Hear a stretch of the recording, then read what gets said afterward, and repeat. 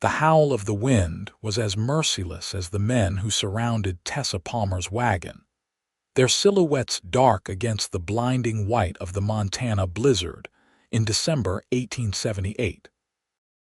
Her fingers, numb with cold, still gripped the reins of her exhausted horses as the 5 outlaws closed in, their intentions as clear as the tracks they'd left in the snow for the past 3 miles. "Looks like we caught ourselves a pretty one, boys," sneered the tallest of the group, his voice carrying over the whistling wind as he approached the wagon.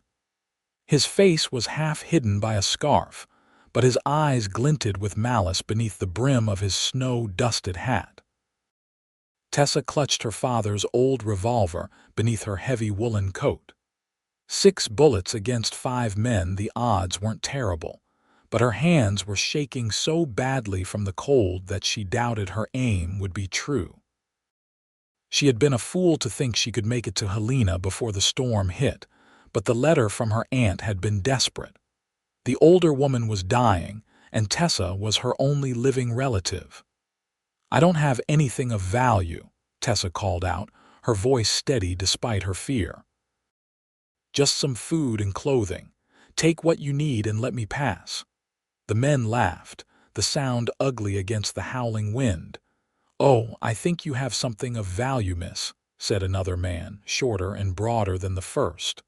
"A woman traveling alone is quite the prize in these parts." Tessa's breath caught in her throat.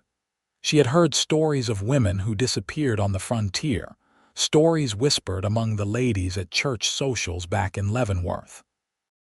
She should never have left Kansas, but after her father died, there had been nothing left for her there but debts and unwanted marriage proposals from men who saw her only as a means to acquire her father's small ranch.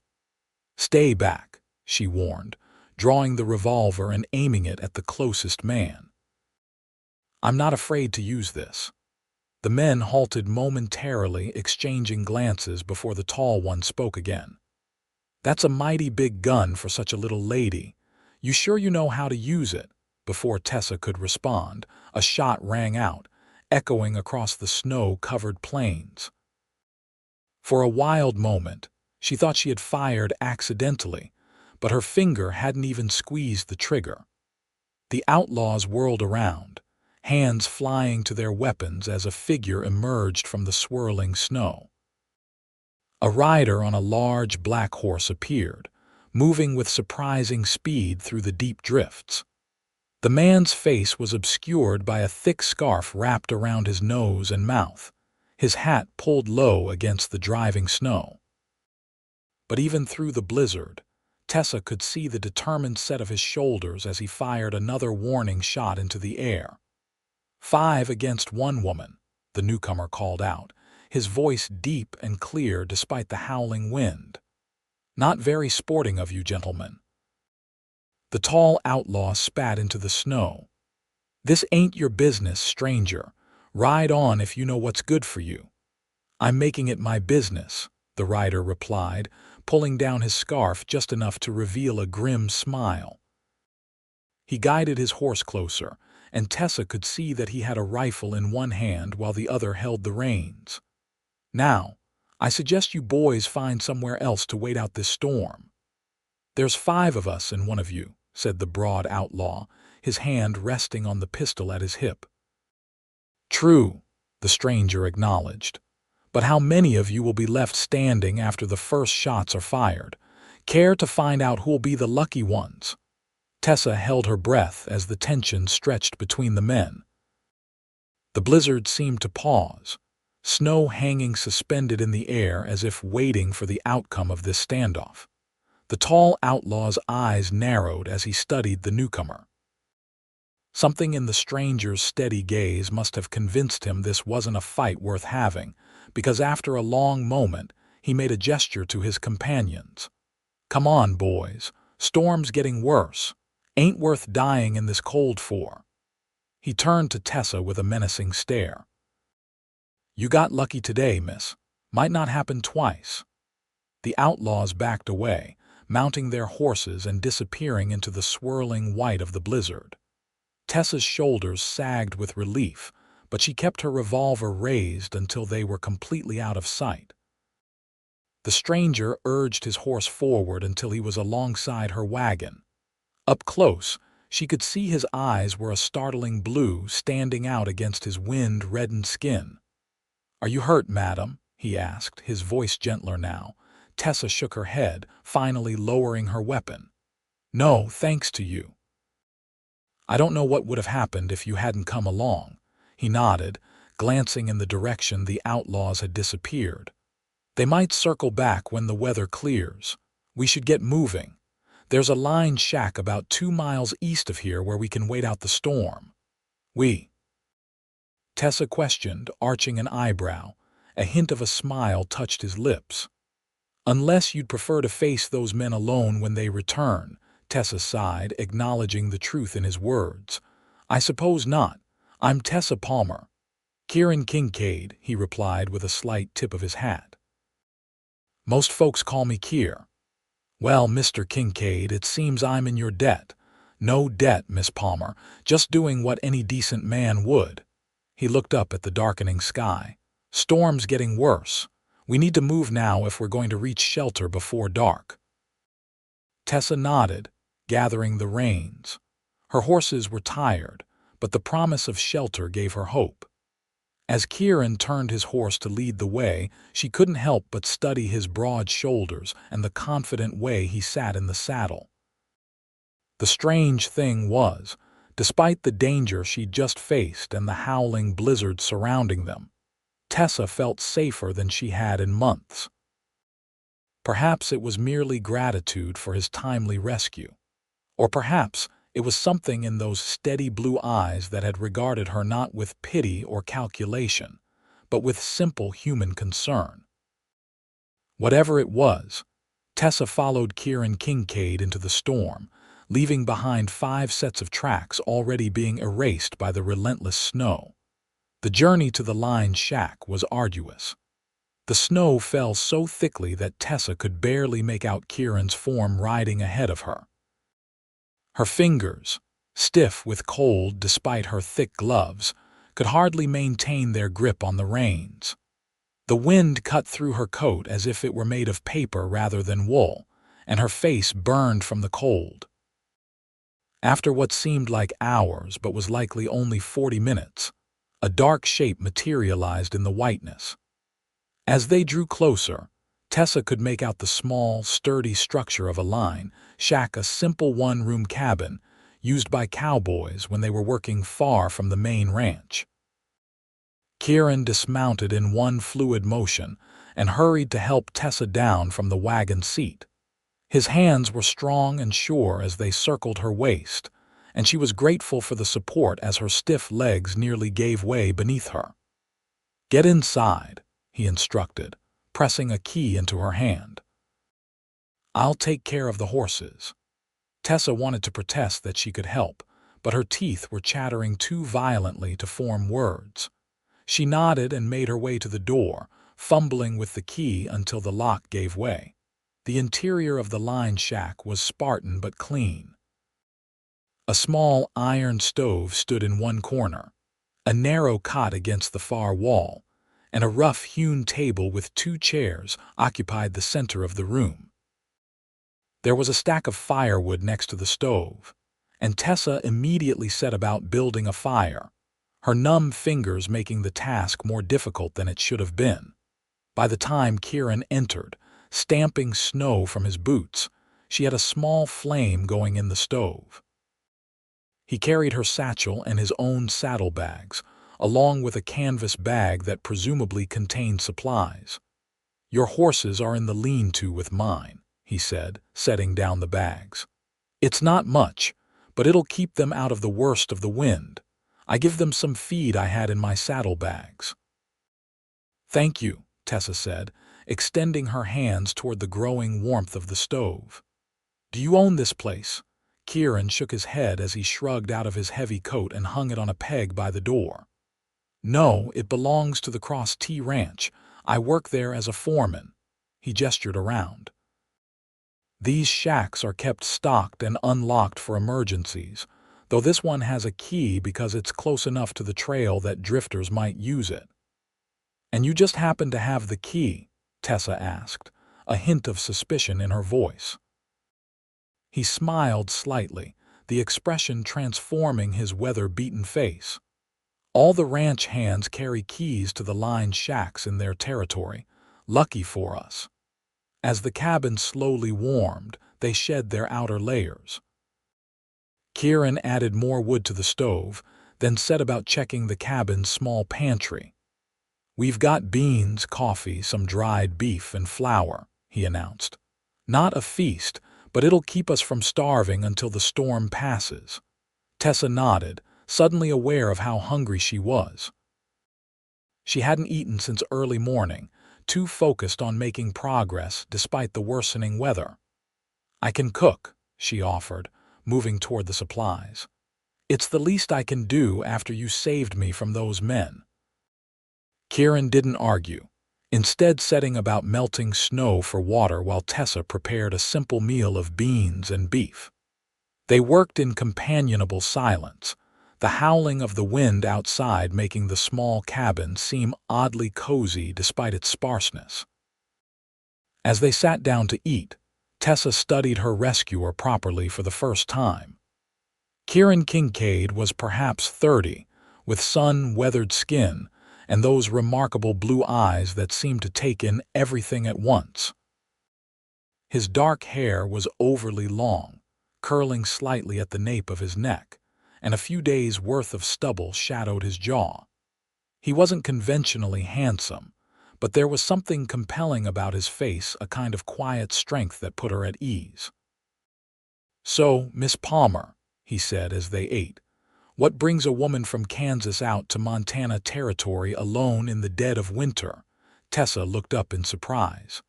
"How did you know I'm from Kansas?" "The trunk in your wagon has Leavenworth, Kansas stenciled on the side," he explained with a slight smile. "And your accent isn't Montana." She smiled ruefully. "My aunt is ill dying, according to her letter. She lives outside Helena and asked me to come. She's my only family left since my father passed last spring." "I'm sorry about your father," Kieran said, his voice genuinely sympathetic. "That's a hard journey to make alone, especially this time of year." "I didn't have much choice," Tessa admitted. "I couldn't afford to hire an escort, and the stagecoach doesn't run all the way to my aunt's homestead." She hesitated, then added, "After my father died, there wasn't much left for me in Leavenworth anyway." Kieran nodded, seeming to understand what she wasn't saying. A woman alone with no family and no fortune had few options in a town where everyone knew her history. "And you, Mr. Kincaid, what were you doing out in this storm?" Tessa asked, changing the subject. "One of our calves went missing." "The ranch owner's daughter has a soft spot for it, raised it from birth when its mother died. I was tracking it when I came across your wagon." He smiled wryly. "Never did find that calf. Likely it's holed up somewhere waiting out the weather, same as us." "Well, I'm grateful for the lost calf then," Tessa said softly. They fell silent, finishing their meal as the storm raged outside. After they'd cleaned up, an awkward moment followed when they both eyed the single cot. "You take the bed," Kieran said firmly. "I'll sleep on the floor near the stove." Tessa wanted to protest. The floor looked hard and uncomfortable, but exhaustion was setting in, and the thought of a horizontal surface, however narrow, was too tempting to resist. She nodded, thanking him again. As she settled onto the cot, pulling the rough blanket up to her chin, she watched Kieran spread his bedroll on the floor. There was something comforting about his presence, this stranger who had saved her life, and now shared this tiny shelter with her while the blizzard howled outside. "Mr. Kincaid," she said softly as he banked the fire for the night. He looked up, his face half in shadow. "Yes, Miss Palmer, thank you, not just for saving me from those outlaws, but for—" She gestured vaguely at the cabin, "for being a gentleman about all this." A smile touched his lips. My mother would come back and haunt me if I were anything less." He hesitated, then added, "Get some rest, Miss Palmer. Storm might last a couple of days from the look of it." As Tessa drifted off to sleep, she found herself wondering about Kieran Kincaid's mother, and what kind of woman had raised a son who would ride through a blizzard to rescue a stranger. The next morning, Tessa awoke to the sound of the wind still howling around the small cabin. For a moment she was disoriented, forgetting where she was until her gaze fell upon Kieran, already awake and stoking the fire in the stove. "Morning," he said, noticing her stirring. "Storm hasn't let up. I checked outside, snow's drifted halfway up the door." Tessa sat up, combing her fingers through her tangled dark hair. "So we're trapped, for now," he confirmed, setting a pot of coffee on the stove. "But we've got enough supplies to last a few days, and the horses are sheltered. We'll be fine." Tessa nodded, trying to ignore the flutter of unease at being confined in such close quarters with a man she barely knew, no matter how honorable he'd proven thus far.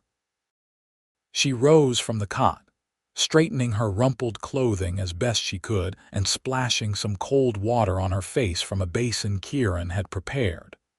They shared a simple breakfast of hardtack and coffee, sitting at the small table as the wind rattled the cabin's single window. "Tell me more about your aunt," Kieran said as they ate. "You said she has a homestead near Helena." Tessa nodded. "My Aunt Margaret. She's my father's sister.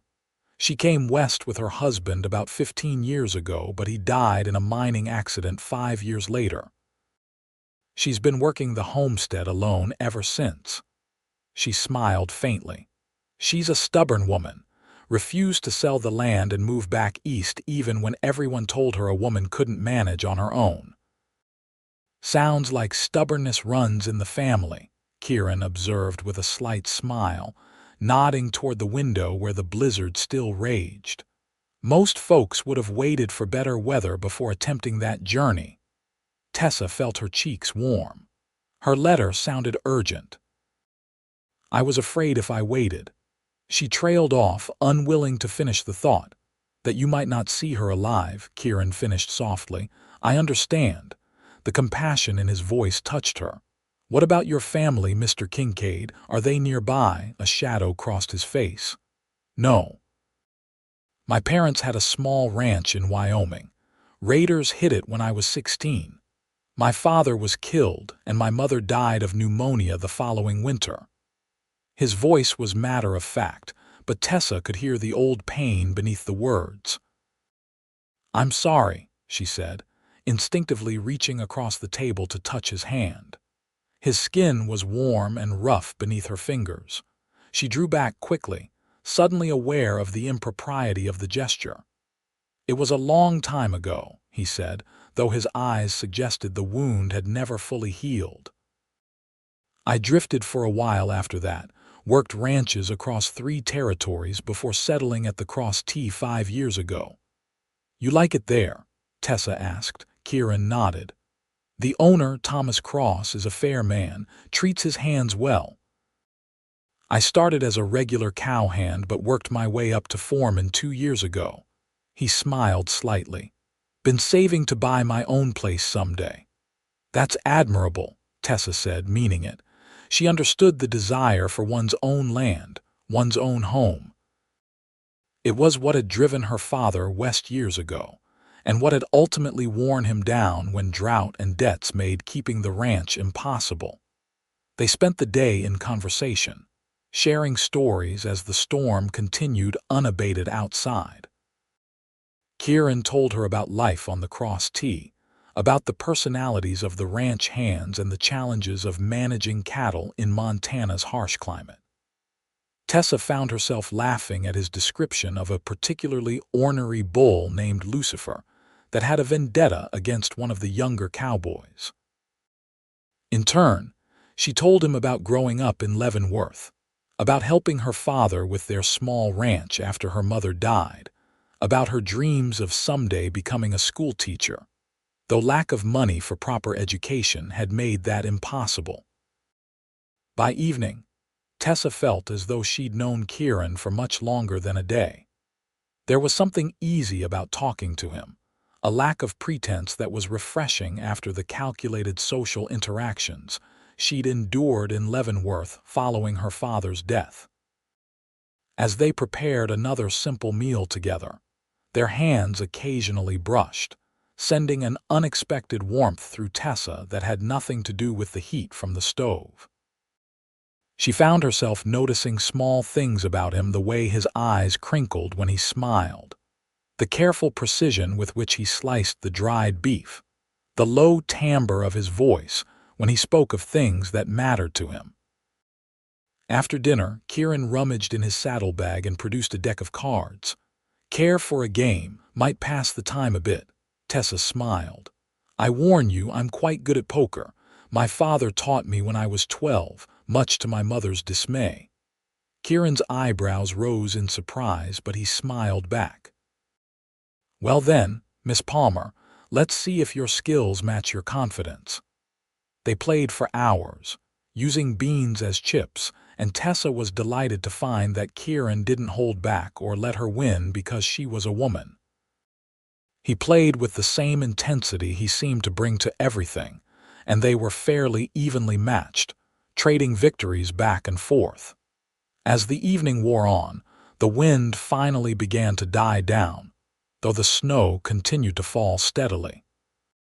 Tessa found herself almost reluctant for the storm to end, aware that once it did, they would continue on their separate paths. I think that's enough for tonight, Kieran said finally, gathering the cards as Tessa stifled a yawn. We should get some rest. If the weather improves tomorrow, we might be able to dig ourselves out. Tessa nodded, rising to prepare for bed. As on the previous night, Kieran insisted she take the cot while he slept on the floor. This time, though, she noticed he positioned his bedroll a bit closer to the cot than before. As she lay in the darkness, listening to his steady breathing, Tessa found herself wondering what might have happened if they'd met under different circumstances. In Leavenworth, a man like Kieran, a ranch foreman with no fortune or family connections, would never have been considered a suitable match for the daughter of even a struggling rancher like her father. But out here, in the vastness of Montana territory, such distinctions seemed trivial. She pushed the thought away. It was foolish to develop feelings for a man she'd just met, a man who was simply doing his duty as any decent person would. Once the storm cleared, he would escort her to Helena, and that would be the end of their brief acquaintance. Still, as sleep finally claimed her, Tessa's dreams were filled with blue eyes and a gentle smile that made her feel safer than she had in years. Morning brought a dramatic change. The wind had stopped completely, and though snow still fell, it was a gentle, lazy descent rather than the driving fury of the previous days. Sunlight pierced through breaks in the clouds, making the vast white landscape glitter like diamonds. Kieran was already up and dressed when Tessa awoke. He had been outside, his coat and hat dusted with fresh snow. Storm's passing, he announced. Roads still blocked with drifts, but we might be able to make it out by afternoon if the sun keeps up. Tessa felt an unexpected pang of disappointment at the news, which she quickly suppressed. That's good. My aunt will be worried if I don't arrive soon. They ate breakfast quickly, then set about preparing to leave. Kieran went to check on the horses while Tessa repacked her few belongings and tidied the cabin, wanting to leave it in good condition for the next traveler who might need its shelter. She was just folding the blanket from the cot when the door burst open. Tessa turned, expecting to see Kieran, but instead found herself facing the tall outlaw from the day before, his gun pointed directly at her. Well, well, he drawled, a cruel smile spreading across his face. Told you we'd meet again, didn't I? Tessa's heart hammered against her ribs as she glanced frantically toward her satchel, where her father's revolver was stored. It might as well have been a mile away for all the good it did her. Your cowboy friend is a bit occupied at the moment, the outlaw said, correctly interpreting her glance toward the door. My boys are making sure he stays that way. A shot rang out from the direction of the lean-to, followed by shouting. Tessa's blood ran cold. What do you want? She asked, trying to keep her voice steady. The outlaw stepped further into the cabin, closing the door behind him. Well now, that's a complicated question. Originally, we were just after whatever valuables you might be carrying. His gaze traveled over her in a way that made Tessa's skin crawl. But now I'm thinking we might take something a bit more personal. Tessa backed away until she hit the wall. There was nowhere to run, no weapon within reach. She thought frantically, her eyes darting around the small space for anything she might use to defend herself. The outlaw advanced slowly, clearly enjoying her fear. Your cowboy friend made a mistake, interfering with us. Now he'll pay for it, and so will you. Just as he reached for her, the door crashed open again. Kieran stood in the doorway, blood streaming from a cut above his eye, but very much alive. Before the outlaw could turn fully, Kieran had crossed the room and slammed into him, driving him against the wall with enough force to rattle the cabin's small window. The outlaw's gun discharged, the bullet splintering the wooden floor near Tessa's feet. She scrambled away as the two men grappled, each fighting for control of the weapon. They were evenly matched in size, but Kieran fought with a cold fury that gave him an edge. With a twist and a sharp blow to the outlaw's wrist, Kieran wrenched the gun free, sending it skittering across the floor. Tessa lunged for it, her hands closing around the grip just as the outlaw broke free and reached for the knife at his belt. "Kier!" she shouted in warning, raising the gun. The outlaw froze, his eyes darting between Kieran and Tessa. With the gun trained on him and Kieran ready to tackle him again, he seemed to recalculate his chances. "Where are your friends?" Kieran demanded, his voice hard. A flicker of something perhaps uncertainty crossed the outlaw's face. "Around." "No, they're not," Kieran replied. "The only horse outside besides ours is yours. You came back alone." The outlaw's expression confirmed Kieran's guess. Tessa realized the earlier shot and shouting had been a bluff, intended to make her believe Kieran had been attacked or even killed. The others weren't interested in venturing out in the snow again, the outlaw admitted with a shrug. "Said one woman wasn't worth the trouble. I disagreed." "Well, you were wrong," Kieran said, his voice dangerously soft. "And now you have a choice. You can leave right now and never come near either of us again. Or," he stepped closer, his eyes as cold as the Montana winter, "or I can finish what we started outside." For a moment, the outlaw seemed to consider fighting, his hand still hovering near his knife. But something in Kieran's expression must have convinced him this wasn't a battle he could win. "Fine," he spat finally. "She ain't worth dying for." "No," Kieran agreed, "but she's worth killing for. Remember that if you ever think about coming after her again." The threat hung in the air between them, and Tessa was struck by the absolute conviction in Kieran's voice. He meant every word. The outlaw backed toward the door, hands slightly raised. "I'll be going then."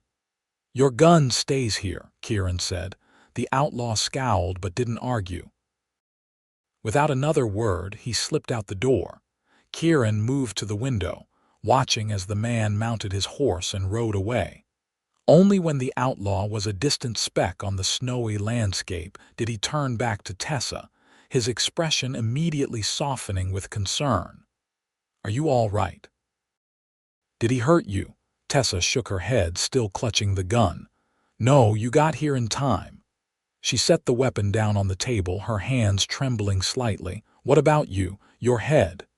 Kieran touched the cut above his eye, seeming to notice the blood for the first time. "It's nothing. He got in one good hit before I knocked him down," he grimaced. "I should have been more careful checking the perimeter. I didn't think anyone would be out in this weather." "He said the others wouldn't come," Tessa said, moving to wet a cloth from the water basin. "He came alone." Kieran nodded grimly, allowing her to clean the wound. "Lucky for us. Still, we should get moving as soon as possible. I don't trust him not to circle back if he finds his courage again." They packed quickly after that, Kieran insisting on keeping the outlaw's gun as an extra precaution. The snow had continued to lighten, and by the time they had hitched the horses to Tessa's wagon, weak sunlight was breaking through the clouds. The going was slow at first, with drifts sometimes reaching the horses' chests, but gradually the terrain became more manageable. Kieran rode alongside the wagon, constantly scanning their surroundings for any sign of the outlaw or his companions, but they saw no one else on the snow-covered trail. By late afternoon, they had reached more traveled roads where the snow was already being packed down by other wagons and riders. Tessa felt some of the tension leave her shoulders as they began to pass other travelers and occasional homesteads. "We should reach Helena by tomorrow afternoon if the weather holds," Kieran said as they made camp for the night in a small clearing near the road. He had insisted on continuing to accompany her, arguing that the outlaws might still be in the area. Tessa couldn't find it in herself to object. The truth was, she didn't want to part company with him yet. The danger they had faced together had forged a bond between them that she wasn't ready to sever. As they sat by the campfire that evening, Tessa found herself studying Kieran's profile, illuminated by the dancing flames. The cut above his eye had stopped bleeding but would likely leave a scar. She thought about how he had burst through that door, facing down an armed man without hesitation to protect her. "Why did you do it?" she asked suddenly.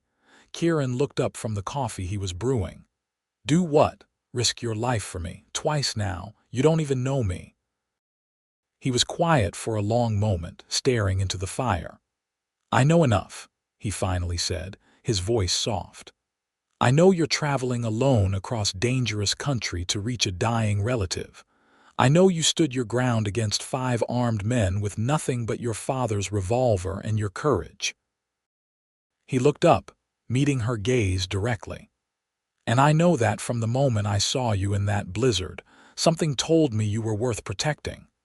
The simple honesty of his words took Tessa's breath away. She had grown accustomed to men in Leavenworth, speaking to her with hidden agendas, their compliments thinly veiling their interest in her father's land or her domestic capabilities. Kieran's straightforward declaration was refreshing in its sincerity. "Well," she said, trying to keep her voice light despite the sudden emotion welling in her throat, "I'm certainly glad you felt that way. Otherwise, I might be in a very different situation right now."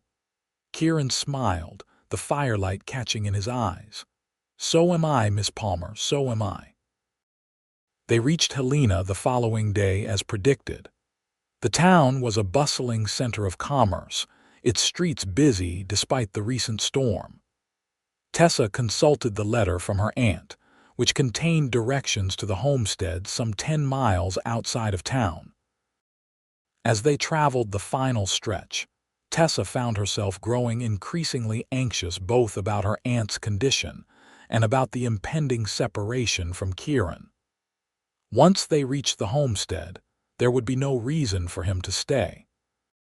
He had a job to return to, responsibilities at the Cross T Ranch. The homestead came into view in the late afternoon, a modest but well-maintained cabin with a barn and corral, nestled in a small valley with mountains rising behind it. Smoke rose from the chimney, which Tessa took as a hopeful sign. As they approached, the door of the cabin opened and an older woman emerged, leaning heavily on a cane. She was thin, her face lined with age and hardship, but her eyes brightened visibly when she caught sight of the wagon. "Tessa," she called, her voice stronger than Tessa had expected given her aunt's letter. "Aunt Margaret." Tessa reined in the horses and quickly jumped down from the wagon, hurrying to embrace the older woman. I came as soon as I got your letter. How are you? Margaret Palmer hugged her niece tightly before pulling back to look at her. Better than I was when I wrote to you. Dr. Jenkins says the fever broke, and I might have a few more years in me yet. She smiled wryly. I'm sorry if I alarmed you, dear, but I truly thought I was at death's door when I sent that letter. Relief flooded through Tessa. Though she had never been especially close to her aunt, geographical distance had seen to that she had dreaded finding the woman on her deathbed. Margaret's gaze shifted to Kieran, who had dismounted and was standing respectfully nearby. And who is this gentleman? Tessa turned, suddenly aware of how the situation must appear. This is Mr. Kieran Kincaid. He saved my life during the blizzard. Some outlaws tried to rob me and he drove them off. Margaret's eyebrows rose as she extended her hand to Kieran. Then I am deeply in your debt, Mr. Kincaid. My niece is all the family I have left in this world. Kieran took her hand briefly, tipping his hat. It was my honor, madam. Your niece is a remarkable woman. She held off those outlaws with nothing but her father's revolver before I arrived. Margaret smiled, glancing between the two of them with a knowing look that made Tessa blush. Well, you must stay for dinner at the very least. And the night as well. It's too late to start back now. Kieran hesitated, looking as though he might decline, but Tessa found herself speaking up. Please do stay, Mr. Kincaid. After everything you've done, a proper meal and a real bed is the least we can offer. He met her gaze, something unspoken passing between them before he nodded. Thank you. I'd be honored. They spent the evening in Margaret's warm kitchen, sharing the tale of their encounter with the outlaws and the 2 days spent waiting out the blizzard in the line shack. Margaret was a good audience, gasping in all the right places and praising Kieran's heroism despite his modest protests. As they ate the hearty stew Margaret had prepared, Tessa found herself watching Kieran, memorizing the way he smiled, the sound of his laugh, the gesture he made with his hands when emphasizing a point. Tomorrow he would leave, returning to his life at the Cross T, and she would remain here with her aunt, their paths unlikely to cross again. The thought filled her with a profound sadness she knew was foolish. A few days in a man's company was no basis for the feelings growing within her. Yet she couldn't deny that something had sparked between them during their shared ordeal, something that felt remarkably like the beginning of love. After dinner, Margaret excused herself, claiming fatigue though her eyes twinkled with mischief as she left Tessa and Kieran alone by the fire. An awkward silence fell between them, heavy with things unsaid. Your aunt seems to be doing well, Kieran said finally. Not at all what you expected from her letter.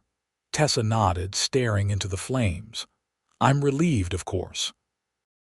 Though it makes my rushed journey seem a bit foolish in retrospect. Not foolish, Kieran disagreed. You couldn't have known, and you were responding to family in need. There's nothing foolish about that. Another silence stretched between them before Kieran spoke again, his voice softer. What will you do now? Return to Kansas? Tessa shook her head. No, there's nothing for me there anymore. I think I'll stay here with Aunt Margaret at least for a while. She could use the help around the homestead and... She hesitated, then admitted, and I've always loved Montana. The vastness of it, the beauty, even in winter.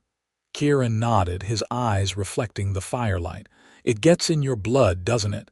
I've never found anywhere else that feels the same. What about you? Tessa asked, her heart beating a little faster. You'll return to the Cross T tomorrow. That was the plan, he said slowly. Though the calf I was searching for is likely long gone by now. Mr. Cross sounds like a good employer. You're fortunate to have found a place there. He is, Kieran agreed, but... He trailed off, looking uncharacteristically uncertain. But... Tessa prompted, holding her breath. Kieran met her gaze directly, his blue eyes intense. But I find myself reluctant to leave, Miss Palmer.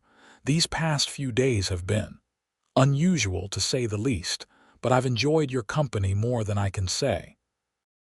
Tessa's heart leapt, but she forced herself to remain composed.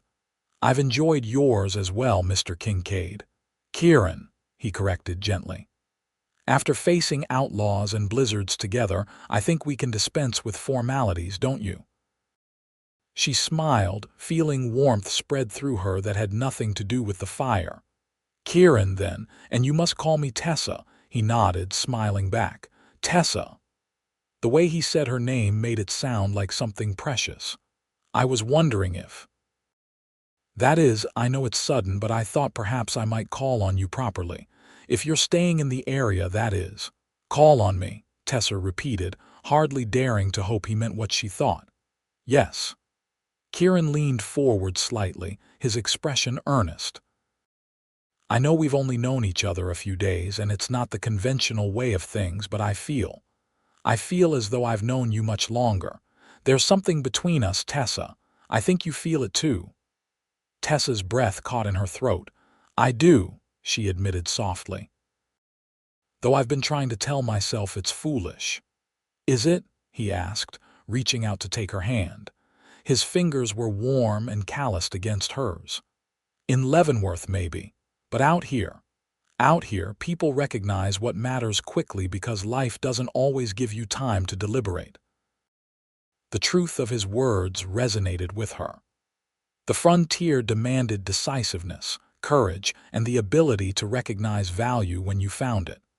Those outlaws would have taught her that lesson in the harshest possible way if Kieran hadn't appeared. "You're right," she said, tightening her fingers around his. "Life is too uncertain to waste time on convention when something real presents itself." The smile that broke across Kieran's face was like sunrise after the blizzard, warm, bright, and full of promise. "So I can call on you." "You can," Tessa agreed, smiling back. "Though the Cross T is quite a distance from here, isn't it?" "About 30 miles, Kieran admitted. "But I have Sundays off and occasionally a full weekend. I could ride over." The idea of seeing him only once a week or less was disappointing, but Tessa understood the realities of frontier life. Work came first, especially for a man in a position of responsibility like Kieran's. "I'd like that," she said sincerely. Their courtship began the following Sunday when Kieran rode up to the Palmer homestead shortly after dawn, having traveled most of the night to maximize his time with Tessa. Margaret welcomed him warmly, clearly approving of the match despite its unusual beginnings. Over the coming weeks, Kieran became a regular visitor. Sometimes he could stay only a few hours before riding back to fulfill his duties at the Cross T.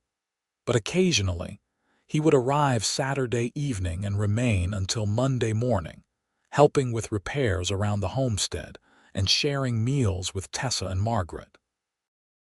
During these visits, Tessa and Kieran learned more about each other, their hopes, fears, and dreams for the future. Kieran spoke of his desire to own land someday, to build a ranch that would grow and prosper. Tessa shared her love of books and her abandoned dream of teaching. "Why abandoned?" Kieran asked one evening as they walked along the creek that ran behind the homestead, their breath forming clouds in the crisp early spring air. "You'd make a fine teacher." Tessa sighed, watching the water flow beneath a thin crust of ice. "I never had the opportunity for proper schooling beyond what was available in Leavenworth. Without credentials, no school would hire me."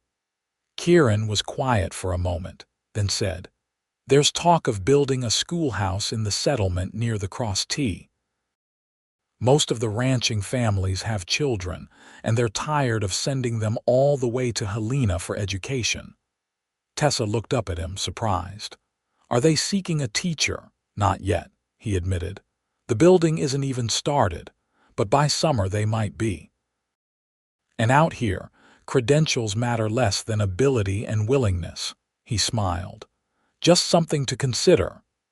The idea took root in Tessa's mind over the following weeks. She began reviewing her old school books, which she had brought with her from Kansas, and even started helping the children of a neighboring homesteader with their lessons when their mother fell ill. As spring advanced, melting the last of the winter snow and bringing new growth to the valley, Tessa found herself falling deeper in love with Kieran. It wasn't just gratitude for his rescue anymore, but genuine affection based on knowing the man he was honorable, hardworking, intelligent, and kind beneath his sometimes gruff exterior. For his part, Kieran made his feelings increasingly clear. He brought small gifts when he visited a ribbon from Helena, wildflowers gathered along the trail, a book of poetry he'd found in a traveling peddler's cart. His eyes followed her whenever they were in the same room, and when they walked together, his hand often found hers, their fingers intertwining as naturally as if they'd been doing it for years. It was during one such walk in late April, with the mountains still capped with snow but the valley lush with new green, that Kieran stopped beneath a blooming apple tree and turned to face Tessa. "I've been thinking," he began, uncharacteristically hesitant. "A dangerous pastime," Tessa teased, trying to ease his obvious nervousness. He smiled briefly before his expression turned serious again. "I've been saving for years to buy my own land. Last week, I heard about a property for sale not far from here, about halfway between your aunt's homestead and the Cross T. It's small, just 80 acres, but the land is good, with a year-round creek and enough timber for building." "That sounds perfect for you," Tessa said, genuinely pleased for him, though a small part of her wondered what this would mean for them. If he left the Cross T to start his own ranch, he would be even busier than he was now. "I think it could be," Kieran agreed. "But I don't want it for just me, Tessa. I want it for us." Tessa's breath caught. "What are you saying?" Kieran took both her hands in his blue eyes earnest as they met hers. "I'm saying that I love you. That meeting you was the best thing that's ever happened to me, even if it took outlaws and a blizzard to bring us together." He smiled self-deprecatingly. "I know it hasn't been long, but I've never been more certain of anything in my life. I want to build a home with you, raise a family with you, grow old with you." He took a deep breath. "Tessa Palmer, will you marry me?" Tears filled Tessa's eyes as joy swept through her. "Yes," she whispered, then louder, "Yes, Kieran Kincaid, I will marry you." His face lit with such happiness that it nearly took her breath away. Before she could say more, he had pulled her into his arms, his lips finding hers in a kiss that was gentle yet filled with promise.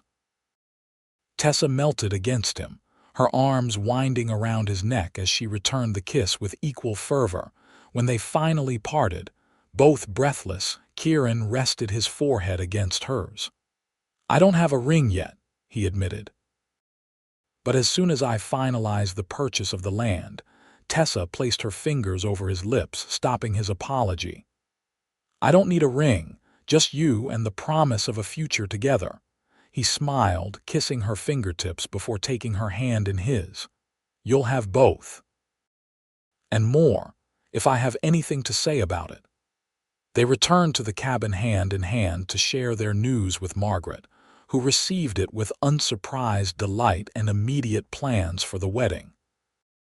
As the evening progressed, filled with celebration and plans for the future, Tessa found herself marveling at how much her life had changed in just a few short months. She had left Leavenworth believing she had nothing left to lose, only to find everything she had ever wanted in the most unexpected circumstances. As she watched Kieran laughing with her aunt, his eyes constantly finding hers across the room, Tessa silently thanked the blizzard that had brought them together, and the outlaws whose threat had revealed the strength of the man who would become her husband. The wedding took place in early June, a simple ceremony held on the land Kieran had purchased for their future. The foundation of their cabin had already been laid, and a canopy of fresh-cut pine boughs served as their altar. Friends from the Cross T Ranch joined Margaret, and a few neighbors from surrounding homesteads, to witness the exchange of vows. Tessa wore a dress of pale blue that Margaret had helped her sew, with wildflowers in her dark hair instead of a veil. Kieran, clean-shaven for the occasion, looked almost uncomfortable in his new shirt and string tie, but his eyes never left Tessa as she walked toward him across the meadow. "You are the most beautiful thing I've ever seen," he whispered when she reached him, taking her hands in his. The minister, who had ridden out from Helena for the occasion, led them through traditional vows, which they repeated with voices steady and clear, despite the emotion shining in their eyes. When he pronounced them husband and wife, Kieran's kiss was both tender and passionate, drawing cheers from their small audience. The celebration afterward was modest but joyful, with food contributed by all the guests and music provided by one of the Cross T Cowboys who played the fiddle. As the sun began to set, casting long golden shadows across their land, Kieran led Tessa away from the gathering to the edge of the creek that would water their future crops and livestock. "Happy, Mrs. Kincaid?" he asked, his arm around her waist as they watched the water flow by. Tessa leaned against him, savoring the sound of her new name. "More than I ever thought possible." "Me too," he admitted, pressing a kiss to her temple. "I never expected to find you, Tessa. Never thought I could be this fortunate." "It wasn't just fortune," she reminded him. "You rode through a blizzard to save me. You fought off outlaws for me. You earned this happiness, Kieran." He turned her in his arms so that she faced him, his expression suddenly serious. "I'd do it all again in a heartbeat. I'd ride through 100 blizzards if it meant finding you at the end." The sincerity in his voice made Tessa's heart swell. She reached up to touch his face, tracing the small scar above his eye, a permanent reminder of the day he had saved her from the outlaw in the line shack.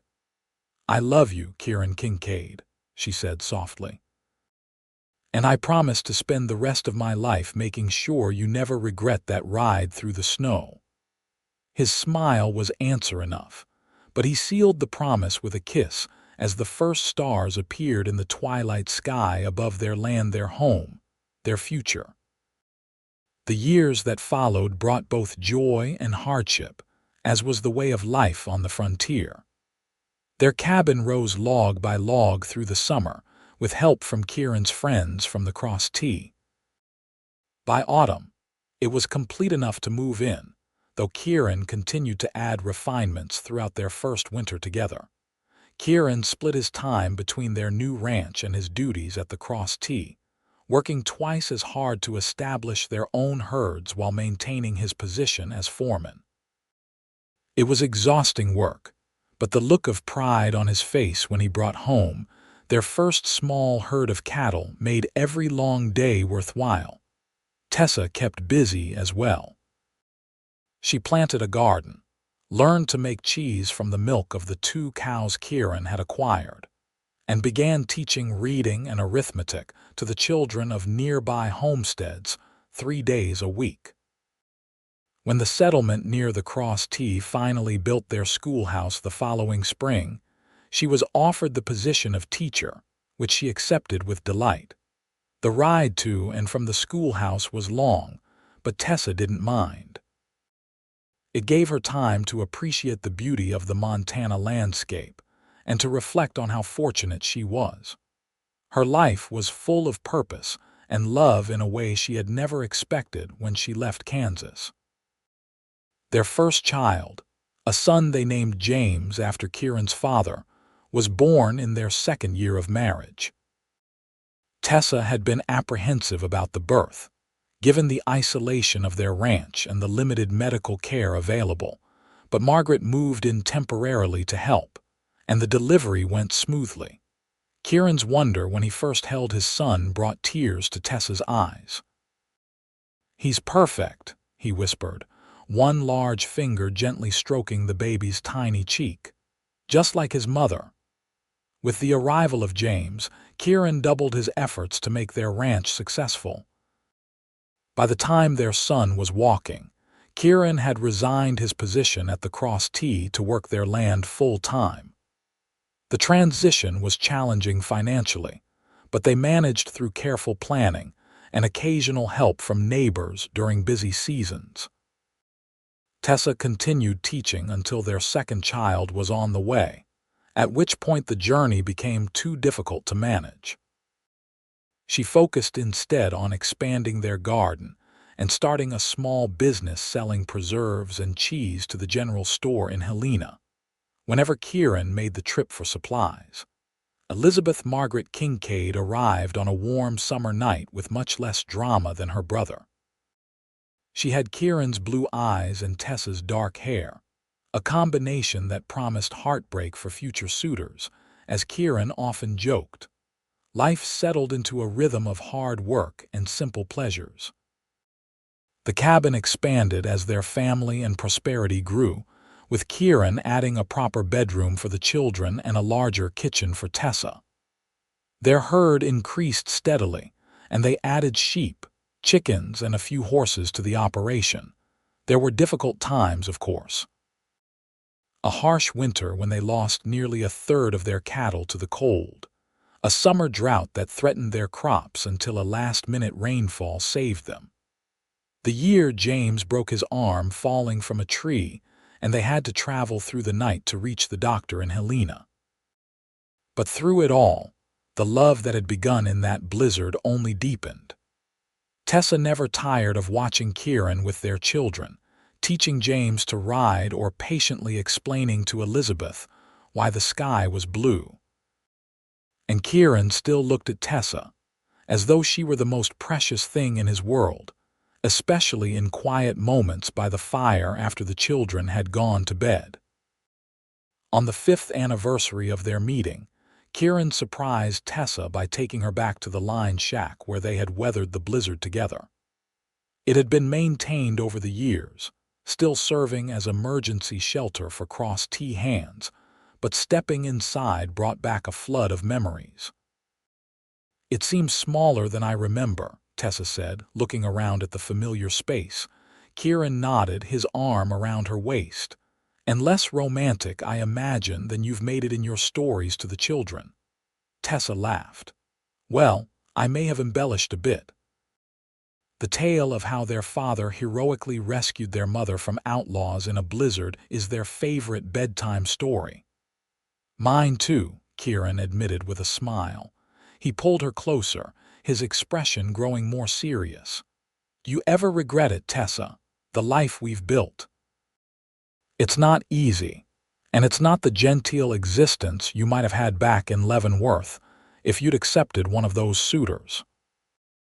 Tessa turned in his arms, looking up at the face she had loved for 5 years more weathered now, with lines at the corners of his eyes and strands of silver beginning to appear in his dark hair, but still as dear to her as it had been that first day. "Never," she said firmly. "Not for a single moment. Those men in Leavenworth didn't want me, they wanted my father's land or a housekeeper they wouldn't have to pay. You're the only one who ever saw me, Kieran, the real me." His eyes softened as he bent to kiss her, a kiss that still had the power to make her heart race after all these years. "Best thing I ever did, riding through that blizzard," he murmured against her lips.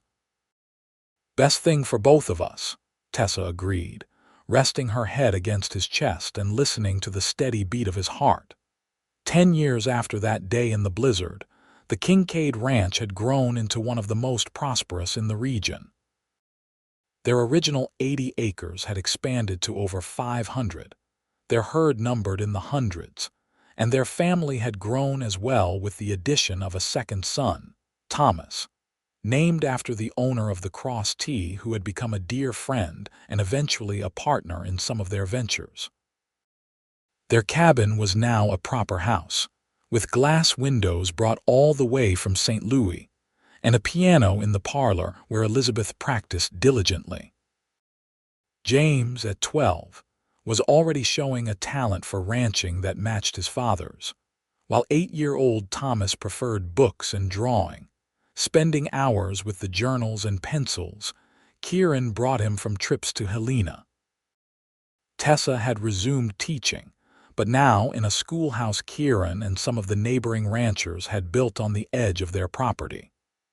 It served the children of several homesteads and smaller ranches, giving Tessa the opportunity to pursue her passion while still being close to home.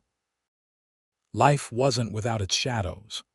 Margaret had passed away peacefully in her sleep 5 years earlier, leaving her homestead to Tessa and Kieran, who incorporated it into their growing ranch. And they had lost a baby girl, born too early during a particularly harsh winter, a grief that had nearly broken them before they found their way back to each other.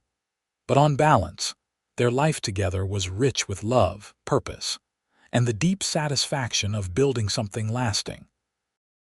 They had weathered storms, both literal and figurative, and emerged stronger for each trial. On a crisp autumn day, with the aspen leaves turning gold against the evergreen forests of the mountains, Tessa stood on the porch of their home, watching Kieran and James work with a young horse in the corral. Elizabeth sat nearby, reading to Thomas as he sketched in one of his journals. A rider appeared on the road leading to their house, and Tessa shaded her eyes to see who it might be. Visitors weren't uncommon, but they weren't expecting anyone today. As the rider drew closer, a chill ran down Tessa's spine that had nothing to do with the autumn air. There was something familiar about the way the man sat his horse, something that triggered a memory from long ago. Kieran must have noticed the rider as well, because he said something to James, and then made his way to the house, arriving at Tessa's side just as the stranger reached their yard. "Can we help you?" Kieran called, his voice polite but wary. The rider pulled up, studying the house and the family gathered on the porch. He was older, his face weathered and lined, but as he removed his hat, Tessa gasped in recognition. It was the tall outlaw from the blizzard, the one who had threatened her in the line shack all those years ago. Kieran recognized him too, his body tensing beside Tessa. "Children, go inside," he said quietly. Elizabeth, sensing the tension, quickly gathered Thomas and led him into the house. James lingered, clearly reluctant to leave his parents, but a stern look from Kieran sent him following his siblings. "What do you want?" Kieran asked once the children were inside, his voice hard. The outlaw raised his hands slightly, showing they were empty. "Not looking for trouble," he said. "Just passing through and recognized the name on your gate. Thought I'd see if you were the same Kincaids I encountered years back." "We are," Tessa confirmed, finding her voice. "Though I'm surprised you remember us after all this time." The man's mouth twisted in what might have been a smile or a grimace. "Hard to forget the man who got the drop on you and the woman who held a gun on you steady as any man would." He paused, his eyes moving between them. "You built something good here." "We did," Kieran agreed, his stance still protective. "No thanks to you and your friends," the outlaw nodded slowly. "Fair enough." He hesitated, then added, "I ain't that man anymore. Years in prison have a way of changing a person's perspective." "Prison?" Tessa echoed. "Got caught robbing a bank in but a few months after our encounter. Served 10 years. He shrugged. "Been trying to walk a straighter path since I got out last year." Tessa and Kieran exchanged glances, both unsure how to respond. The man before them had threatened their lives, had intended them harm. Yet there seemed to be genuine regret in his weathered face now. "I don't expect forgiveness," the outlaw continued, correctly interpreting their silence. "Just wanted to see what became of you two." "Some kind of curiosity, I suppose." He replaced his hat. "I'll be on my way now." As he turned his horse, Tessa surprised herself by calling out, "Wait!" The man paused, looking back at her with raised eyebrows. "Would you like some food for your journey?"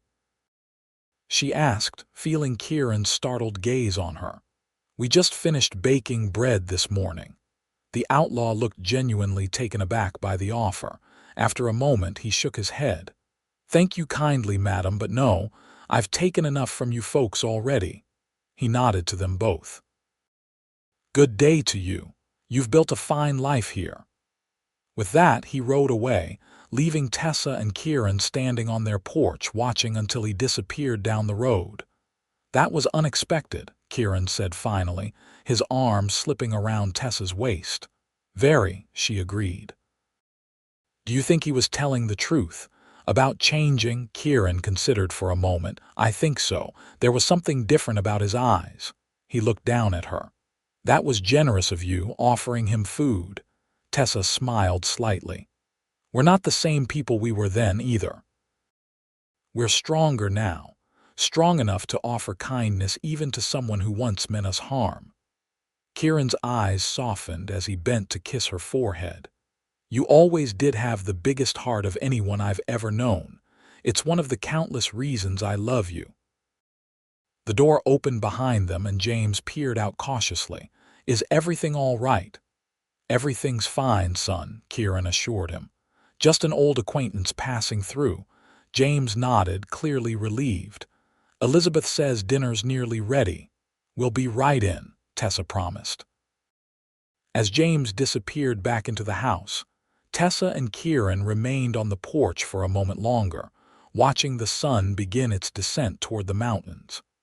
"It's strange," Tessa said softly, "to think that if not for those outlaws and that blizzard, we might never have met. Our whole life together, this ranch, our children, everything we've built might never have existed." "I'd have found you somehow," Kieran said with quiet certainty. "If not in that blizzard, then somewhere else. Some things are just meant to be, Tessa." She smiled up at him, at the face she had loved for 15 years and would love for many more to come.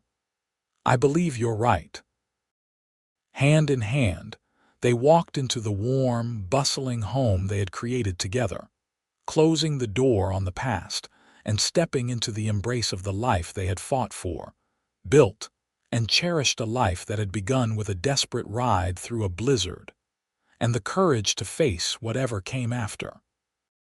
As they gathered around the dinner table with their children, sharing stories and laughter, Tessa caught Kieran's eye across the table and saw in his smile the same promise that had carried them through every challenge, that no matter what storms might come their way, they would weather them together, just as they had that first blizzard so many years ago.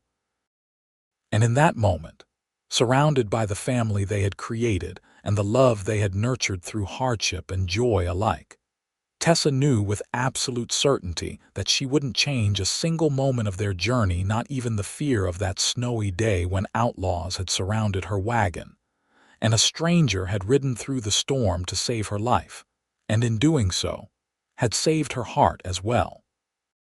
The years continued to flow by, marked by the changing seasons and the growth of their children. James, their eldest, grew into a serious young man with Kieran's steady nature and skill with horses.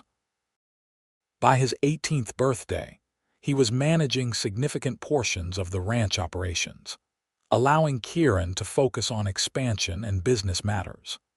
Elizabeth blossomed into a beautiful young woman whose intelligence and determination reminded everyone of her mother.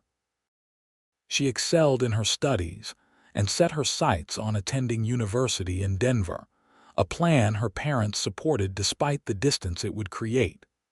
"You've always taught us to follow our dreams," she told them when they expressed concern about her being so far from home. "Now I'm just following your example."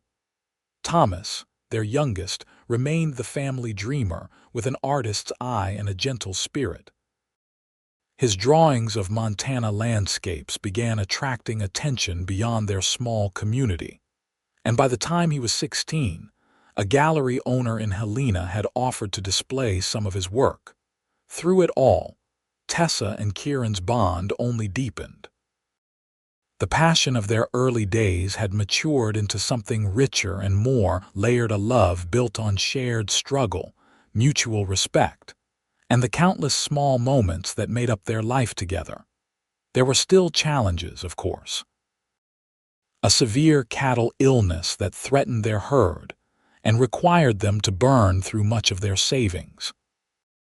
The year a group of land speculators tried to force smaller ranchers out of the area through intimidation and sabotage, requiring Kieran and their neighbors to band together in defense of their homes.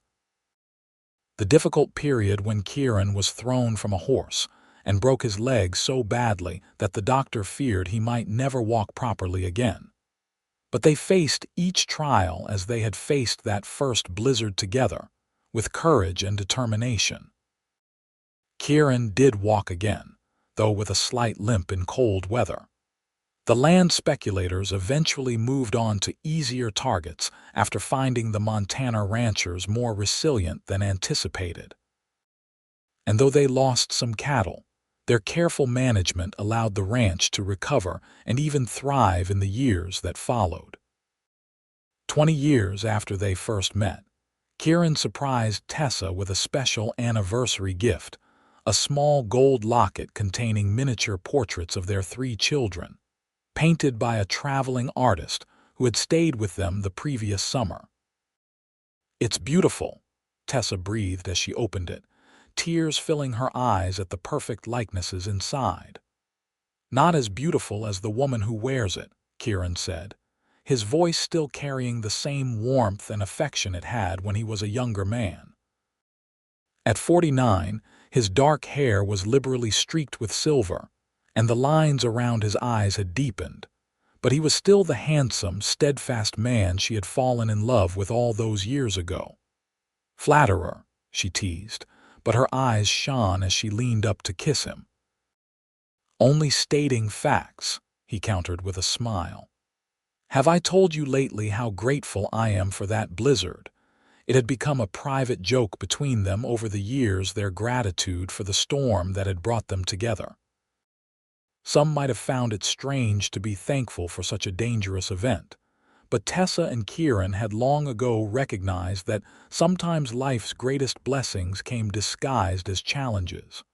"Not since yesterday," Tessa replied with a laugh. "You're slipping." As they walked hand in hand back to the house from the ridge where they had watched the sunset, a ritual they tried to maintain at least once a week, Tessa reflected on the journey they had shared.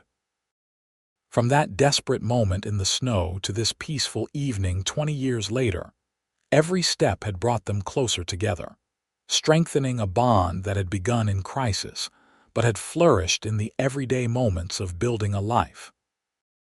That night, as they prepared for bed in the master bedroom Kieran had added to their home 10 years earlier, Tessa paused at the window, looking out at the starlit landscape of their ranch. In the distance, she could see the lights of neighboring homesteads, friends and allies who had become almost like extended family over the years. "What are you thinking about so seriously?" Kieran asked, coming to stand behind her and wrapping his arms around her waist. "About how full my heart is," Tessa answered honestly. "About how fortunate we've been." "We've worked hard for what we have," Kieran pointed out. "We have," she agreed. "But we've been fortunate in the things that truly matter: finding each other, having healthy children, building something that will outlast us." She turned in his arms to face him. "Do you remember what you told me that night in the line shack when I asked why you had risked your life for a stranger?" Kieran's eyes softened with memory. "I said I knew enough, that I knew you were worth protecting. And I was thinking the same about you even then," Tessa admitted. "That you were someone special, someone worth trusting with my life." She smiled. "I just never imagined I'd be trusting you with my heart for the next 20 years as well." "And the next 20 after that," Kieran promised, bending to kiss her with the same tenderness he had shown on their wedding day. "And however many more were granted after that." Outside, a light snow began to fall, the first of the season, but inside, wrapped in Kieran's embrace, Tessa felt only warmth, security, and the enduring promise of tomorrow. The years continued to unfold, bringing both joy and sorrow, as is the way of life. James married the daughter of a neighboring rancher, a spirited young woman named Sarah who matched him in determination and work ethic. They built a house on the northern section of the Kincaid land, expanding the family operation and blessing Tessa and Kieran with 2 grandchildren within the first 3 years of their marriage. Elizabeth completed her studies in Denver and returned to Montana, not to the ranch but to Helena, where she took a position teaching at the newly established women's college. Her letters home were full of enthusiasm for her work and the changes she saw coming for women in the West.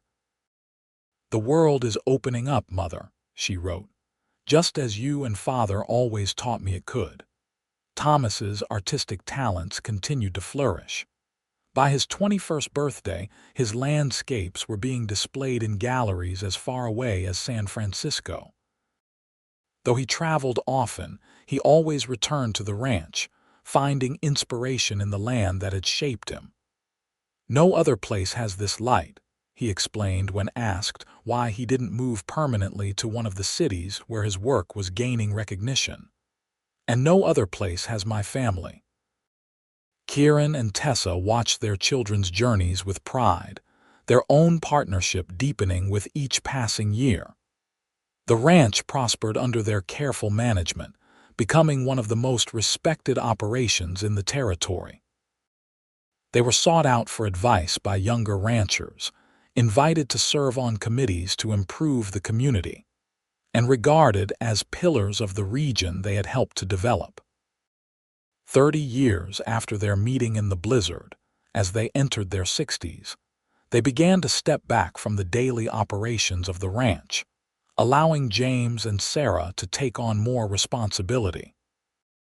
They didn't retire completely, neither could imagine a life of pure leisure, but they found more time for themselves and for each other. They traveled occasionally, visiting Elizabeth in Helena or accompanying Thomas to exhibitions of his work. They built a smaller house on a picturesque corner of their property, overlooking the creek where they had often walked in their early years together, leaving the main house to James and his growing family.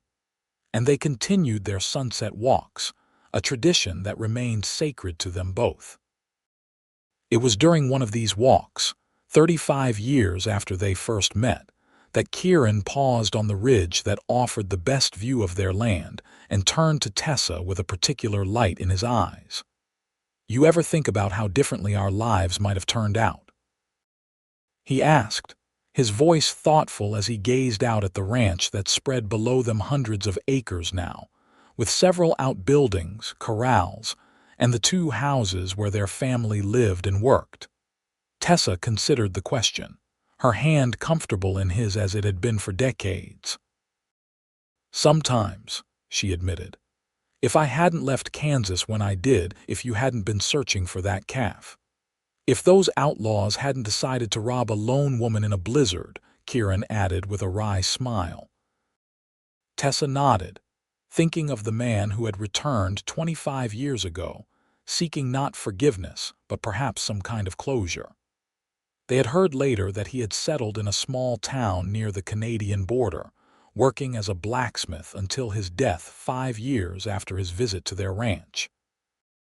"It's strange to think that such terrible circumstances led to all of this," she said, gesturing to the land around them. "To our family, our home, our entire life together." "Not so strange," Kieran disagreed gently. "The best things often come from overcoming the worst challenges. It's facing difficulties together that shows you what someone is truly made of." He squeezed her hand. "I knew what you were made of that day in the blizzard, when you stood up to 5 armed men with nothing but your father's revolver and your courage." Tessa smiled up at him, at the face she had loved for 35 years. Age had weathered it further, adding lines and softening the once sharp angles, but his eyes were still the same striking blue that had caught her attention that first day. "And I knew what you were made of when you rode through that storm to help a stranger," she replied. "The best man I've ever known, then and now." Kieran's expression softened as he bent to kiss her, his lips gentle against hers. Though they were both older now, their connection remained as vibrant as it had been in their youth, different perhaps, deepened by decades of shared experiences, but no less powerful for the passage of time. As they made their way back to their house in the gathering dusk, arms around each other's waists for both affection and the support that their aging bodies occasionally required, Tessa reflected on the extraordinary journey they had shared. From that desperate moment in the snow to this peaceful evening 35 years later, they had built something remarkable together, not just the ranch with its prosperity and reputation, not just the family that was their greatest legacy, but the enduring partnership that had sustained them through every trial and triumph. That night, as they sat on the porch of their smaller home, watching as stars appeared one by one in the darkening sky, Kieran reached for Tessa's hand, his touch as familiar to her as her own heartbeat. "I've been thinking," he said, his voice carrying the same quiet strength it always had, though perhaps a bit softer now with age. "A dangerous pastime," Tessa teased, echoing the words she had used decades ago when he had proposed. He smiled, recognizing the reference. "Indeed. But worth the risk." He turned to face her more fully. "I was thinking that we should write down our story, for the grandchildren and their children someday." Tessa raised an eyebrow. "Our story, how we met, how we built this place, the challenges we faced." He gestured to the land around them, now mostly hidden by darkness, but as familiar to them both as their own reflections. "So they'll understand that nothing worthwhile comes easily, but that the struggles are worth it when you have the right person beside you." Tessa considered the idea, warming to it as she thought of their grandchildren James and Sarah's, 2 children, now 12 and 10, and the baby Elizabeth had recently adopted as a single woman, defying convention as she had always done. Even Thomas, though not yet married, spoke of wanting a family someday with the young artist he had met in San Francisco. "I think that's a wonderful idea," she said finally, "though perhaps we should leave out some of the more dangerous parts until they're older." Kieran chuckled, the sound as dear to Tessa as it had been when she first heard it in that lined shack during the blizzard. "We'll have to make it a story in chapters then. The full version for when they're grown and a simpler one for now.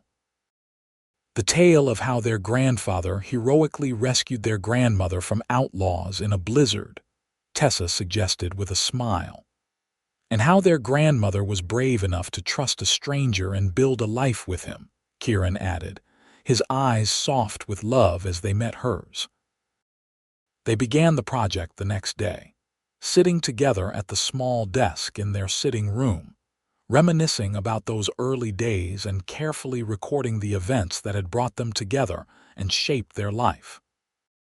The writing continued through that winter and into the spring, becoming a cherished ritual that allowed them to revisit their journey together. As they worked on the manuscript, Tessa was struck by how the passing of time had transformed their memories.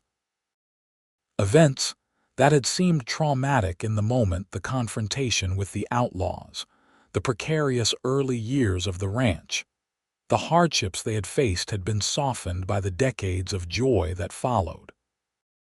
Not diminished in significance, but placed in the context of a life richly lived and deeply loved. They finished the story as summer bloomed across their land, the completed manuscript bound simply in leather and placed on a shelf in their sitting room. "For our family," the first page read, "so that they might know how it all began." That evening, as they took their customary sunset walk along the ridge, Tessa felt a profound sense of completion. They had built their legacy in the land they had nurtured, the family they had raised, and now in the story they had preserved for future generations. "Thank you," she said softly as they paused at their favorite viewpoint, the setting sun painting the Montana sky in breathtaking shades of gold and crimson. Kieran looked down at her, his brow furrowed slightly in question. "For what?" "For riding through that blizzard," Tessa replied simply. "For every day since. For the life we've built together." Understanding warmed his eyes as he drew her closer, his arms strong around her shoulders despite the passage of years. "Thank you for being worth the ride," he answered, his voice husky with emotion. As they stood together, watching the sun sink below the horizon on another day of their shared life, Tessa knew with absolute certainty that she wouldn't change a single moment of their journey, not the fear of that snowy day when outlaws had surrounded her wagon, not the hardships they had faced in building their ranch, not the challenges of raising 3 independent children in a harsh but beautiful land. Every step, every decision, every triumph and trial had led them here, to this peaceful moment overlooking the world they had created together. And though they couldn't know how many more such moments they would be granted, Tessa was certain of one thing. Whatever came next, they would face it as they had faced everything for the past 35 years together, with courage, love, and the unshakable bond that had begun on a snowy Montana day when a cowboy had ridden through a blizzard and changed both their lives forever.